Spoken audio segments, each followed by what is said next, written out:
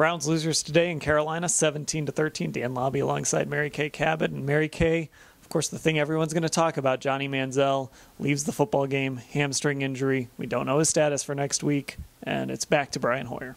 You know what? And the unfortunate thing about Johnny Manziel obviously going down with a hamstring injury at this point, this was an opportunity for the Browns to see what they finally have in Johnny Manziel. Now, if he doesn't play next week, he will go out with a 39.6 rating for his 2 games, and they will not have much data. They will have to head into the offseason trying to figure out what to do at quarterback, what their future is with Brian becoming a free agent, and Johnny Manziel, everything being up in the air. But he made a strong case for himself after the game, saying, I want to be the guy. And he really got a taste of starting, and he's going to dedicate himself and work really hard in the offseason to come back and make a go of this in the event that he doesn't get to play in Baltimore next week.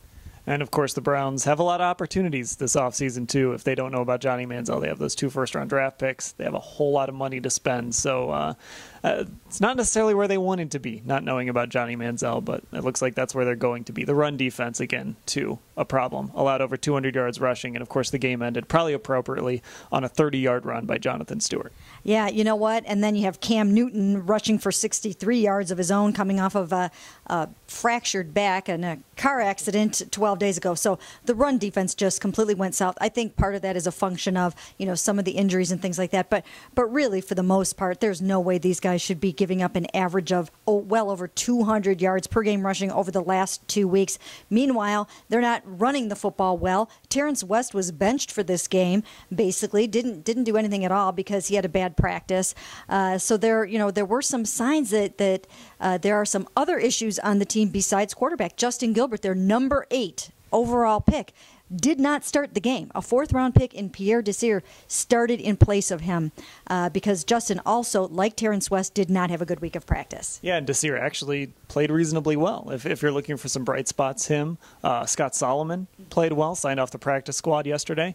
At least if you're looking for something, you can hang on to those 2 things. Right. I mean, those guys put some good film down. Pierre did, and like you said, Solomon did. They came up and they made some big plays. We talked to Carlos Dansby afterwards, and he said, hey, I knew Solomon could play like that. I've been watching him in practice, but I think it's disturbing that your 4th-round pick is in there ahead of your number 8 overall cornerback. I mean, that was their blockbuster 1st-round pick, and I just think that's a disturbing sign going forward.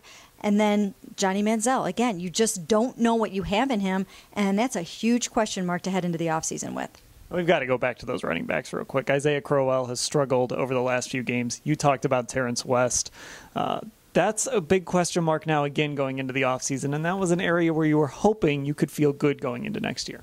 Absolutely, and, at one point, things looked really, really bright. They were a 3-headed monster at running back. Now there are issues with Terrence and Isaiah. He's still got the explosiveness, but he's, coming up the learning curve. I mean, he's a rookie, and you're going to have these problems. There are a lot of young guys on this team, and I think that showed, in the end.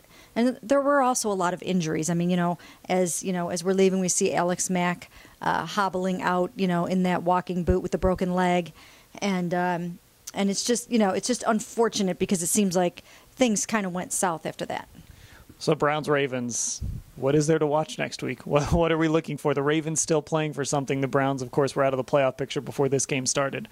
What can we learn next week? Well, you know what? I think, like I said, people really wanted to know, especially the Browns, all about Johnny Manziel. So I think these games, you had a reason to tune in. You had a reason to watch. You had a reason to really kind of get excited and see if they have something in Johnny Manziel. If he doesn't start this game, it's kind of, ho-hum, do your Christmas returns or whatever you have to do next Sunday probably. But, these guys are still playing hard, which you can see by the play that Travis Benjamin made at the end of the game when he chased down the defender and forced the fumble after his interception and recovered it. And he was nowhere to be seen until the last minute. He just had that closing speed, and he shot in there and made that big play. So that's a sign of the fact that the guys are still playing hard. And probably the most frustrating thing today, the Browns made some plays, but they just weren't able to get the win. 17-13, they lose to the Carolina Panthers.